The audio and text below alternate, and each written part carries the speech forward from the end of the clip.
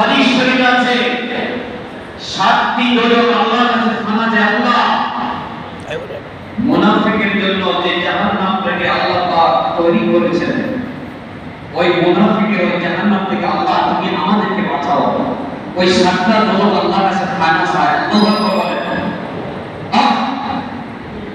আজকে ধর্ম নিয়ে মুনাফিকি করছে যারা ধর্মকে অপমান করছে, যারা মানবদেরকে মূর্তি পূজার দিকে ছেড়ে দিচ্ছে, মুসলমান সন্তানদেরকে নাস্তিকের দিকে ডাইভার্ট করতেছে, আজকে আমাদের ভবিষ্যৎ প্রজন্ম শেষ করে দিচ্ছে। তারা মুনাফিক,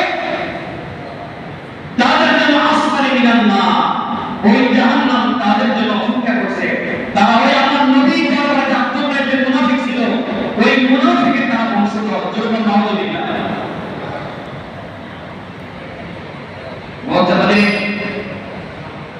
যে কথাটা বলতে চেয়েছিলাম, তাহলে আমল যদি করবেন, ওই আমলের মধ্যে আল্লাহর রূহ হয়ে যাবে। আল্লাহু আকবার বলেন। ঈমান আনার পরে আপনার আমল যদি আল্লাহর দরবারে কবুল হয়ে যায়, সারা জীবনের একটি সেজদাও যদি আল্লাহর দরবারে কবুল হয়, আল্লাহর কসম ওই ব্যক্তি কোনদিন জাহান্নামে যাবে না।